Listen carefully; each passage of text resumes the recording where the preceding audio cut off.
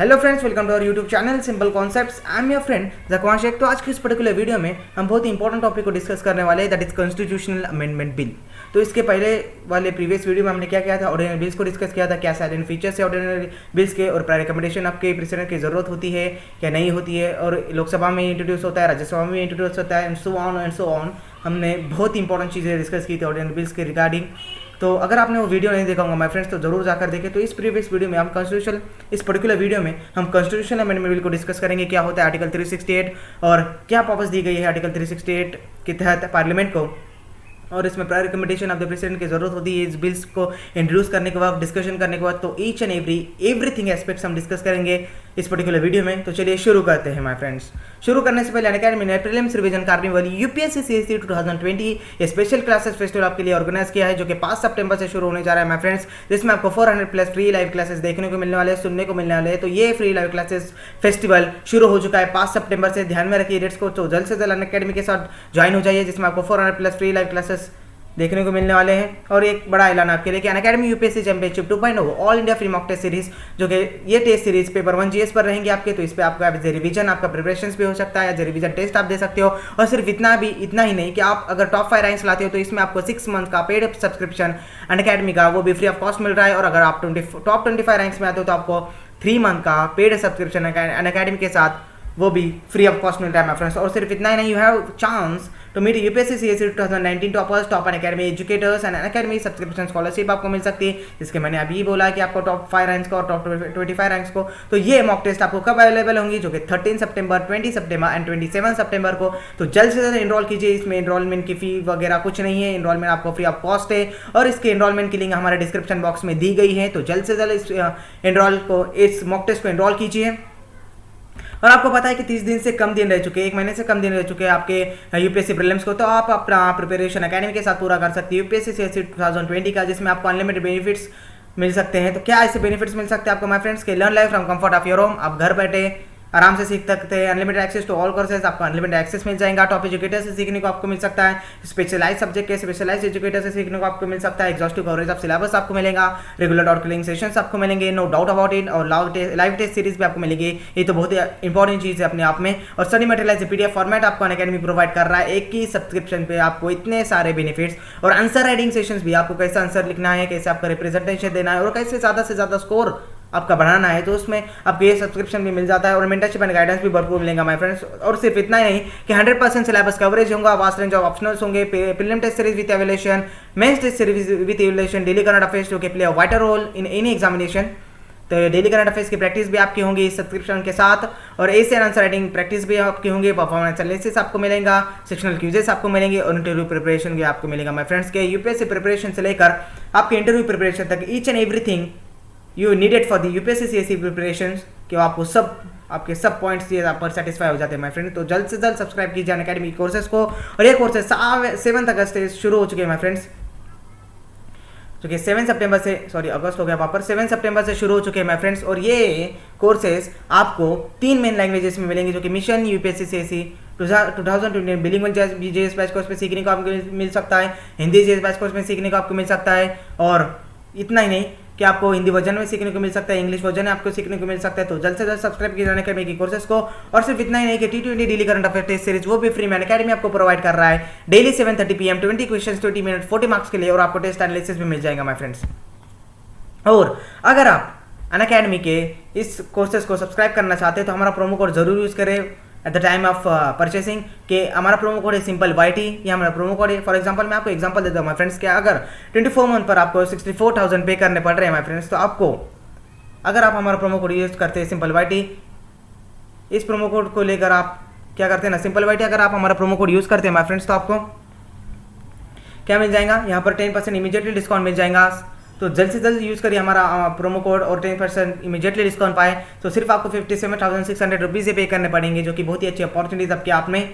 तो चलिए my friend शुरू करते हैं आज का टॉपिक, है ना। तो आज का टॉपिक है हमारा कॉन्स्टिट्यूशनल अमेंडमेंट बिल। तो क्या है कॉन्स्टिट्यूशनल अमेंडमेंट बिल, हमने जब लास्ट टाइम जब ऑर्डिनरी बिल्स को पढ़ा था वहाँ पर एस्पेक्ट्स को डिस्कस किया था। तो अब आते हैं कि कॉन्स्टिट्यूशनल अमेंडमेंट बिल। तो हमने जब लास्ट टाइम जब प्रीवियस वीडियो में हमारे कि हमने बेसिक स्ट्रक्चर को डिस्कस किया था ना माय फ्रेंड्स, तो उसमें देखा कि parliament has the power, parliament को पावर दी गई है और इसमें स्टेट लेजिस्लेचर का कोई रोल नहीं है ना, under the article 368। Under the article 368 ने अनलिमिटेड पावर्स दे चुका है पार्लियामेंट को, और यहाँ पर स्टेट लेजिस्लेचर का कोई रोल नहीं है, अनलाइक इन यूएसए में ऐसा नहीं होता। यूएसए में ज़्यादा से ज़्यादा पावर्स पार्लियामेंट को नहीं देते आती है, वहाँ पर पार्लियामेंट कोई भी तरह का किसी भी तरह का अमेंडमेंट नहीं कर सकता, ये हम आगे डिस्कस करेंगे ही। नाउ पार्लियामेंट ने आर्टिकल 368 में लिखा हुआ है कि you can amend any provision in the constitution, you can amend any laws, you can amend any provision in the constitution under the article 368। ये किसको अधिकार दिया है अंडर द आर्टिकल 368? तो वो दिया है पार्लियामेंट को। पार्लियामेंट आप क्या कर सकते हो? You can amend, you can change, you can subtract and you can add any part of the constitution.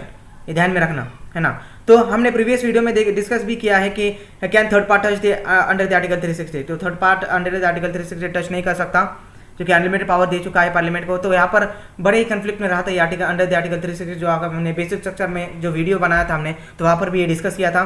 तो ये after the case one on the भारतीय केस बड़ा ही कंफ्लिक्ट में रहा था। नाउ अब क्या करते हैं ना कि यहाँ पर आर्टिकल 368 में अनलिमिटेड पावर दे चुका है पार्लियामेंट को, नॉट स्टेट लेजिस्लेचर को, स्टेट लेजिस्लेचर का यहाँ पर कोई रोल नहीं है, और अनलाइक इन यूएसए ये मेथड यूएसए में नहीं है। तो इंट्रोडक्शन की तरफ मुड़ते हैं माय फ्रेंड्स कि जब हमने आर्टिकल 368 लिखा तो हमारे पास दो चॉइसेस थी माय फ्रेंड्स। एक थी क्या था, एक फ्लेक्सिबल कॉन्स्टिट्यूशन था यूनाइटेड किंगडम का, मींस इंग्लैंड का, और एक रिजिड कॉन्स्टिट्यूशन था यूएसए का, यूनाइटेड स्टेट्स का। तो रिजिड कॉन्स्टिट्यूशन और फ्लेक्सिबल कॉन्स्टिट्यूशन, तो हमारे फाउंडिंग फादर्स जो होते हैं नेहरू एंड डॉक्टर अंबेडकर साहब, तो इनके सामने दो ऑप्शंस थे, इधर ये यूएसए को यूज़ करें, इधर ये यूनाइटेड किंगडम के कॉन्स्टिट्यूशन को अडॉप्ट करें bye preparing for under the article 368, है ना। तो उन्होंने सोचा कि अंडर यूएसए का जो रिजिड कॉन्स्टिट्यूशन है ना, यूएसए का जो कॉन्स्टिट्यूशन है total depend on rigid constitution, है ना। तो यहाँ पर ज़्यादा से ज़्यादा डायरेक्टली आप अमेंड नहीं कर सकते इन्हीं लॉज एंड इन्हीं प्रोविजंस यूएसए का कॉन्स्टिट्यूशन में। वाइल यूनाइटेड किंगडम के जो कॉन्स्टिट्यूशन है, जो बिल्स है, वहाँ पर आप इजीली अमेंड कर सकते हो और इजीली पास हो जाते हैं वहाँ पर बिल्स बाय सिंपल मेजोरिटी से, वैसे यूएसए में नहीं होता। तो हमारे फाउंडिंग फादर्स ने ये क्या थिंक किया कि दोनों का मिक्सचर ये क्यों ना हमारे कॉन्स्टिट्यूशन में डाला जाए, एक रिजिड कॉन्स्टिट्यूशन और फ्लेक्सिबल कॉन्स्टिट्यूशन, ये दोनों का मिक्सचर बनाकर ही क्यों हमारे बिल्स नहीं बना जाए, हमारे कॉन्स्टिट्यूशन के बिल्स क्यों नहीं इंट्रोड्यूस किए जा सकते, ये दोनों का पावर्स को मिक्स करके। तो हमने क्या किया कि यूएस एंड यूके के दोनों पावर्स को मिक्स किया, है ना, और फिर ये बिल्स को इंट्रोड्यूस किया, बिल्स के प्रोसीजर को इंट्रोड्यूस किया। तो आते हैं कॉन्स्टिट्यूशन अमेंडमेंट बिल इंट्रोड्यूस। तो कॉन्स्टिट्यूशन अमेंडमेंट बिल कहाँ इंट्रोड्यूस हो सकता है माय फ्रेंड्स? तो ये इंट्रोड्यूस हो सकता है एनी हाउस, इधर लोकसभा में आप इंट्रोड्यूस करो, इधर राज्यसभा में आप इंट्रोड्यूस करो, कहाँ भी आप इंट्रोड्यूस कर सकते हैं इस बिल्स को, है ना। और कोई भी मिनिस्टर इसे इंट्रोड्यूस कर सकता है, लोकसभा का मिनिस्टर इसे इंट्रोड्यूस कर सकता है कोई भी, और राज्यसभा का मिनिस्टर इसे इंट्रोड्यूस कर सकता है, और प्राइवेट मेंबर्स भी इसे इंट्रोड्यूस कर सकते हैं। हमने प्रीवियस वीडियो में भी देखा कि लोकसभा का अगर मिनिस्टर इसे इस बिल को, कोई भी बिल्स को अगर इंट्रोड्यूस करता है तो वो होता है पब्लिक बिल, है ना, और प्राइवेट मेंबर्स इस बिल्स को अगर इंट्रोड्यूस करता है तो वो होता है प्राइवेट बिल। समझ में आ गया? Ministers is related to the public bill and private members is related to the क्या, private members it is related to the private bills, है ना। समझ में आ गया? तो आपको अगर यहाँ पर ध्यान दिए तो prior recommendation of the president कोई रिक्वायर नहीं है यहाँ पर। अगर आप कॉन्स्टिट्यूशन अमेंडमेंट बिल को पास करना चाहते हैं तो आपको रिकमेंडेशन की कोई ज़रूरत नहीं होती प्रेसिडेंट की, समझ रहे हो, कि प्रेसिडेंट की रिकमेंडेशन की कोई ज़रूरत नहीं होती। अगर आप मनी बिल, हमने देखा मनी बिल को हमने डिस्कस किया, फाइनेंशियल बिल टाइप 1 को हमने डिस्कस किया, तो उसमें क्या होता है ना, prior recommendation of the president की जरूरत होती है, और ऑर्डिनरी बिल्स में prior recommendation of the president की जरूरत नहीं होती, और कॉन्स्टिट्यूशन अमेंडमेंट बिल में भी prior recommendation of the president की जरूरत नहीं होती। ये बात ध्यान में रखिए। कहाँ जरूरत होती है prior recommendation of the president की? वो होती है, कहाँ होती है माय फ्रेंड्स? वो होती है मनी बिल में और फाइनेंशियल बिल टाइप 1 में, और फाइनेंशियल बिल टाइप 2 में भी prior recommendation of the president की जरूरत नहीं होती। तो समझ में आ गया? तो इसे एनी हाउस इंट्रोड्यूस कर सकता है, मिनिस्टर इसे इंट्रोड्यूस कर सकते हैं, और प्राइवेट मेंबर्स भी इसे इंट्रोड्यूस कर सकते हैं। तो अब हम आते हैं कि इस बिल्स के अंडर, है ना, तो कैसे मेजोरिटी से हम ये बिल पास कर सकते हैं लोकसभा में और राज्यसभा में, है ना। तो हम एक एक करके वो मेजोरिटीज को डिस्कस करेंगे। तो चलिए शुरू करते हैं माय फ्रेंड्स कि सिंपल मेजोरिटी ऑफ पार्लियामेंट क्या है। तो सिंपल मेजोरिटी ऑफ पार्लियामेंट ये है कि more than 50% of present and voting. अगर मैं एक एग्जांपल देता हूँ कि आपके हाउस ऑफ पार्लियामेंट में 300 टोटल मेंबर्स है, ये समझ लो आपके हाउस ऑफ पार्लियामेंट में अगर 300 टोटल मेंबर्स है, but at the time of voting, at the time of क्या बोलते हैं ना, eight the time of introducing the bill, वहाँ पर 200 ही प्रेजेंट है, समझ रहे हो, वहाँ पर 200 ही प्रेजेंट है। तो आपको क्या करना पड़ेगा सिंपल मेजोरिटी से कि more than 50% of present voting आपको लेना पड़ेगी, तभी आपको सिंपल मेजोरिटी वहाँ पर मिल सकती है, और तभी आपका बिल वो सिंपल मेजोरिटी से पास हो सकता है। मीन्स आपके 200 ही प्रेजेंट है तो आपको वोट 101 लाना पड़ेंगे, वो वोट्स आपको क्या करना पड़ेंगे, अचीव करने पड़ेंगे, वो मेजोरिटीज आपको अचीव करना पड़ेंगी, तो वही मेजोरिटी क्या हो जाती है, सिंपल मेजोरिटी ऑफ पार्लियामेंट हो जाती है। अब इसके अंदर कई सारे प्रोविजंस आते हैं, वो हम आगे डिस्कस करेंगे, क्या प्रोविजंस आते हैं सिंपल मेजोरिटी के अंदर, क्या प्रोविजंस आते हैं एब्सोल्यूट मेजोरिटी के अंदर, और क्या प्रोविजंस आते हैं स्पेशल मेजोरिटी के अंदर। तो चलिए एब्सोल्यूट मेजोरिटी क्या कहते हैं हम डिस्कस करते हैं माय फ्रेंड्स। कि एब्सोल्यूट मेजोरिटी ऑफ पार्लियामेंट में क्या होता है, मोर than 50% of membership of the house. अब यहाँ पर ध्यान रखिए कि सिंपल मेजोरिटी में हमने क्या बोला था कि more than 50% of present voting, और यहाँ पर क्या बोला है कि more than 50% of membership of the house. तो यहाँ पर समझ लीजिए आप क्या एब्सोल्यूट और सिंपल में क्या डिफरेंस है। नाउ एब्सोल्यूट मेजोरिटी हम फिर से वही एग्जांपल दोहराएंगे। आपके हाउस ऑफ पार्लियामेंट में अगर 300 टोटल मेंबर्स है, और at the time of voting, at the time of passing the bills, और at the time of usually voting ही ले लो कि more than 50% of the membership of the house आपको लाने होंगे। मीन्स आपको एब्सोल्यूट मेजोरिटी हासिल करने के लिए क्या करना पड़ेगा, मोर than 50% of membership of the house means 300 में से आपको 151 वोट्स अचीव करने पड़ेंगे, तभी आपको क्या हो सकता है, तभी आपको क्या मिल सकता है, एब्सोल्यूट मेजोरिटी ऑफ पार्लियामेंट मिल सकता है। और आपके एब्सोल्यूट मेजोरिटी के पार्लियामेंट के अंदर जितने भी बिल्स आते हैं वो आपके पास हो सकते हैं। तो क्या करना पड़ता है आपको, मोर than 50% of membership the house means आपको 300 मेंबर्स अगर पार्लियामेंट में प्रेजेंट है तो आपको क्या करना पड़ता है, 151 वोट्स क्या करना पड़ते हैं, अचीव करने पड़ते हैं। ये समझ रहे हैं। तो अब स्पेशल मेजोरिटी क्या आता है, ये स्पेशल मेजोरिटी मैं आपको बोल देना चाहता हूँ माय फ्रेंड्स के अंडर द आर्टिकल 368 आता है ना, it is related to under the article 360, ये बहुत ही इंपॉर्टेंट है। तो स्पेशल मेजोरिटी में हम वही फिर से एक एग्जांपल रिपीट करेंगे कि more then 2/3 present and voting यहाँ पर होता है। मीन्स आपके अगर हाउस ऑफ पार्लियामेंट में 300 टोटल मेंबर्स है, बट उसके क्या है ना 200 ही प्रेजेंट है eight the time of voting, सिर्फ 200 प्रेजेंट है। तो आप क्या करना है, आपको क्या करना है कि उसका 2/3 वोटिंग मीन्स 130 के आसपास, 134 के आसपास, जो आपका मैथमेटिक्स होगा वो आप कर लो कि 2/3 वोटिंग आपको लेनी होती है, वो अचीव करनी होती है, और फिर आपको स्पेशल मेजोरिटी ऑफ पार्लियामेंट मिल जाती है। स्पेशल मेजोरिटी के अंदर जो भी ये आर्टिकल अंडर द आर्टिकल 368 आता है, और जो भी ये स्पेशल मेजोरिटी के अंदर जो बिल पास होते हैं वो आपके 2/3 वोटिंग से होते हैं। समझ रहे हो, समझ गए आपको क्या होता है सिंपल मेजोरिटी क्या होता है, एब्सोल्यूट मेजोरिटी, और क्या होता है स्पेशल मेजोरिटी। सिंपल मेजोरिटी से पास होते हैं। एब्सोल्यूट मेजोरिटी क्या होता है आपको, कि आपको 50 मोर than 50% membership of the house होता है, और स्पेशल मेजोरिटी में क्या होता है 2/3 वोटिंग होती है। समझ रहे हो, समझ गया, आई होप आपको समझ रहे होंगे। तो अब ध्यान देते हैं क्या ये स्पेशल मेजोरिटी के अंडर आता है, ये आर्टिकल सी मेजोरिटी अंडर आर्टिकल 360 आता है। तो हम क्या करेंगे, सिंपल कॉन्स्टिट्यूशनल बिल को डिस्कस करेंगे, मॉडरेट कॉन्स्टिट्यूशनल बिल क्या होता है वो डिस्कस करेंगे, और रिजिड कॉन्स्टिट्यूशन अमेंडमेंट बिल क्या होता है वो डिस्कस करेंगे। तो फर्स्ट ऑफ ऑल पहले डिस्कस करते हैं सिंपल कैप। सिंपल कैप में के अंदर कौन से प्रोविजंस आप सिंपल कैप के अंडर आते हैं, तो वो होते हैं फॉर्मेशन ऑफ स्टेट होता है, क्वेरम होता है अंडर द आर्टिकल 100, हमने क्वेरम को भी बहुत ही अच्छी तरह से डिस्कस किया है प्रीवियस वीडियो में, और 5th and 6th शेड्यूल भी आता है, और सैलरीज एंड अलाउंसेस, ये सब क्या होते हैं, सिंपल कैप होते हैं। इन्हें सिर्फ सिंपल मेजोरिटी ही लगती है, ये ध्यान में रखना, ये बिल्स को सिर्फ सिंपल मेजोरिटी ही लगती है। बट यहाँ पर एक डिफरेंस है माय फ्रेंड्स कि फॉर्मेशन ऑफ द स्टेट आप जब करते हो ना, है ना, कोई नया स्टेट आप बनाते हो, तो वहाँ पर क्या होता है ना कि रिकमेंडेशन ऑफ द प्रेसिडेंट जरूरी होता है। कब जरूरी होता है, कब जरूरी होता है, eight the time of discussion. अगर आप डिस्कस कर रहे हो कि हमें नया फॉर्मेशन बनाना है, स्टेट्स नया फॉर्म करना है, तो आपको क्या होता है, recommendation of the president at the time of discussion जरूरी होता है। तो यहाँ पर एक डिफरेंस है सिंपल कैप में, ये आप जरूर ध्यान में रखिए कि simple formation of the state ये अंडर द सिंपल कैप आता है, quorum under the simple cap आता है, 5th and 6th schedule under the simple cap आता है, और सैलरीज एंड अलाउंसेस, जो भी आपके सैलरीज एंड अलाउंसेस से रिलेटेड बिल्स होंगे तो वो आते हैं सिंपल कैप। तो इन्हें क्या लगता है, सिर्फ सिंपल मेजोरिटी लगती है, ये ध्यान में रखिए।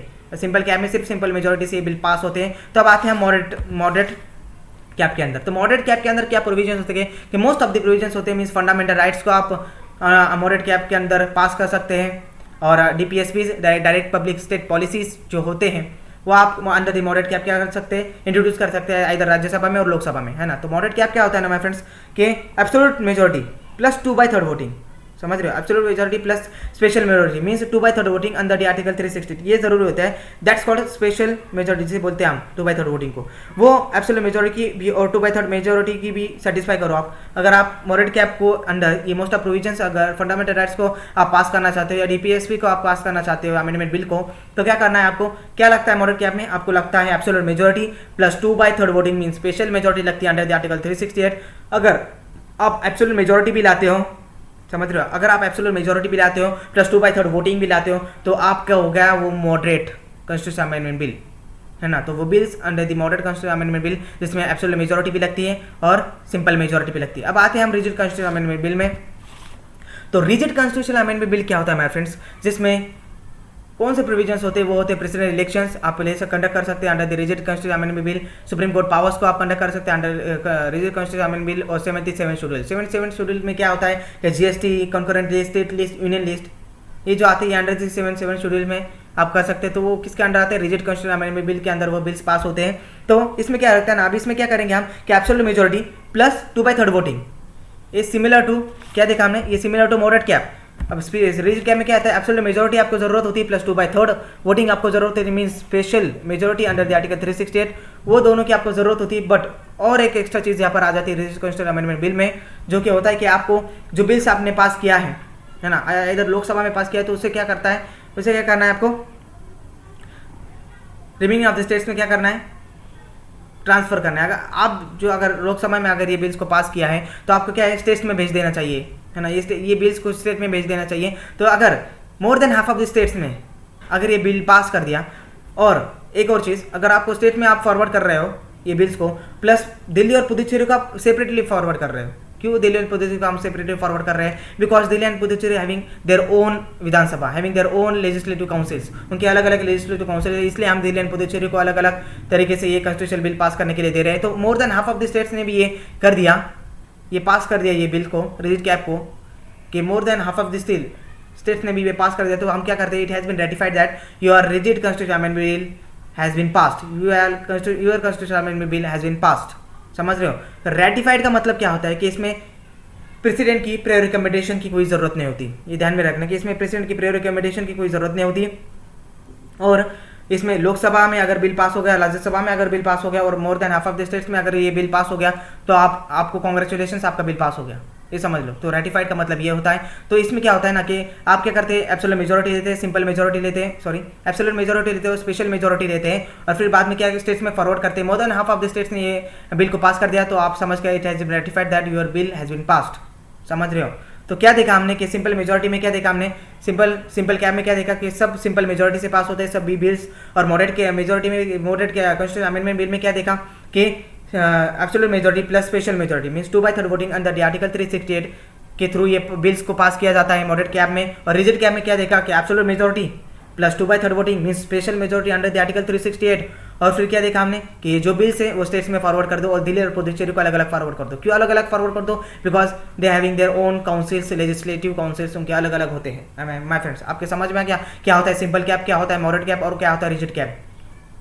अब क्रिटिसिज्म की ओर आते हैं। क्या क्रिटिसिज्म क्या है, तो क्रिटिसिज्म मीन्स अभी यहाँ पर ना इसमें ना स्टेट्स का कोई इन्वॉल्वमेंट नहीं होता। जो हमने देखा the states has not legislature, states को जो पावर नहीं दिया अंडर द आर्टिकल 368, तो ये क्रिटिसिज्म होता है कि स्टेट्स का यहाँ पर कोई रोल नहीं होता। मीन्स प्रेसिडेंट का कोई भी रोल नहीं होता, क्योंकि prior recommendation of the president की कोई ज़रूरत नहीं होती इन बिल्स को करने में। बट कहाँ बिल्स को करने में प्रायर रिकमेंडेशन की जरूरत होती है कि वो सिंपल कैप में हम देखते हैं ना फॉर्मेशन ऑफ स्टेट्स, तो वहाँ पर eight the time of discussion prior recommendation of the president की ज़रूरत होती है ना माय फ्रेंड्स। तो यहाँ पर स्टेट्स का कोई रोल नहीं होता और प्रेसिडेंट का कोई रोल नहीं होता, है ना। तो हम एक एग्जांपल लेंगे माय फ्रेंड्स के लेते, अगर समझ लो कि अगर लोकसभा में कॉन्स्टिट्यूशनल अमेंडमेंट बिल एक पास हो गया, और वो क्या हो गया तो राज्यसभा में पास करने के लिए भेजा गया।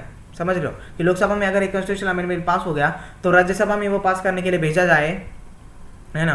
तो उसको क्या करते हैं हम, इनके अगर राज्यसभा मानने को ही तैयार नहीं है ना, राज्यसभा में और लोकसभा में डिसएग्रीमेंट हो गया कि राज्यसभा इस बिल्स को पास नहीं कर सकती, कि इस बिल को पास नहीं कर रहा है राज्यसभा, तो उससे पास करने के लिए क्या करते हैं हम, in case of ordinary bill, अगर ऑर्डिनरी बिल को पास नहीं कर रहा है राज्यसभा, तो in case of ordinary bill हम क्या कहते हैं, ज्वाइंट सेशन बुलाते हैं। Joint session under the article 108, हमने प्रीवियस वीडियो में ऑर्डिनरी बिल्स में भी डिस्कस किया कि हम अंडर द आर्टिकल 108 बुलाते हैं ज्वाइंट सेशन। तो ज्वाइंट सेशंस को क्या बोलते हैं कि ये इस स्टेट्स को, इस राज्यसभा को बोलिए कि ये बिल पास कर दीजिए, है ना। तो हम क्या करते हैं, ये लोकसभा के एडवाइस से देते हैं, और ये ज्वाइंट सेशन कौन अपॉइंट करता है, वो अपॉइंट करता है प्रेसिडेंट। समझ रहे हो। तो ये समझ लो, हमने प्रीवियस वीडियो में डिस्कस किया है कि हम ज्वाइंट सेशन बुलाते हैं in case of ordinary bill. बस यहाँ पर क्या होता है, in case of constitutional amendment bill, in case of cap bill, हम क्या करते हैं, कोई ज्वाइंट सेशन नहीं बुला सकते। क्यों नहीं बुला सकते, क्योंकि फाउंडिंग फादर्स की एक थिंकिंग थी कि कॉन्स्टिट्यूशनल अमेंडमेंट बिल कोई फोर्सफुली हमें पास नहीं करना है ना। जो भी आप अमेंडमेंट करना चाहते हो आर्टिकल्स में, जो भी आप अमेंडमेंट करना चाहते हो कॉन्स्टिट्यूशन में, तो वो हमें फोर्सफुली पास नहीं करने हैं या हुजूर से। अगर लोकसभा में पास हो जाता है और राज्यसभा पास करने को तैयार नहीं, तो आप ज्वाइंट सेशन नहीं बुला सकते in case of in case of cap bill आप ऑर्डिनरी बिल में बुला सकते हो, but in case of cap bill में आप नहीं बुला सकते। तो ये बात ध्यान में रखना कि in case of constitutional amendment bill joint sessions आप नहीं बुला सकते अंडर द आर्टिकल 108। जो ज्वाइंट सेशन आते हैं वो अंडर द आर्टिकल 108 आता है। तो ये क्या था ना, थिंकिंग थी किसकी, फाउंडिंग फादर्स की, नेहरू साहब की और अंबेडकर साहब की, कि आप क्या करना है, कॉन्स्टिट्यूशनल अमेंडमेंट बिल जो फोर्सफुली पास नहीं होने चाहिए, ये सेपरेटली पास होने चाहिए लोकसभा में, विधानसभा में और राज्यसभा में। समझ रहे हो। तो ये था हमारा ये था हमारा कॉन्स्टिट्यूशन अमेंडमेंट बिल। तो ईच एंड एवरी डिटेल्स को हमने डिस्कस किया इस पर्टिकुलर वीडियो में। अगर आपको ये वीडियो पसंद आया तो जरूर लाइक करें, सब्सक्राइब करें हमारे चैनल को, और आपको कोई भी आपको कन्फ्यूजन होगा माय फ्रेंड्स तो जरूर कमेंट कीजिए, हम अगले वीडियो में सॉर्ट आउट करने की पूरी कोशिश करेंगे। और जरूर सब्सक्राइब कीजिए अनअकैडमी के कोर्सेज को, और हमारा प्रोमो कोड यूज़ करना ना भूलें। हमारा प्रोमो कोड है सिंपल YT। अगर आप हमारा प्रोमो कोड यूज़ करते हैं माय फ्रेंड्स तो आपको इमीडिएटली डिस्काउंट मिल जाएगा, नो डाउट अबाउट इट। और हमारे टेलीग्राम चैनल को अभी आप ज्वाइन कर सकते हैं, सिंपल कॉन्सेप्ट्स UPSC, जो कि डिस्क्रिप्शन में लिंक दी गई है। तो इसमें आपको PDF एंटीट्यूड और सब कुछ मिल जाएगा, है ना। तो फिर से मिलेंगे हम अगले वीडियो में, तब तक के लिए stay home stay safe. Thank you friends, thank you very much.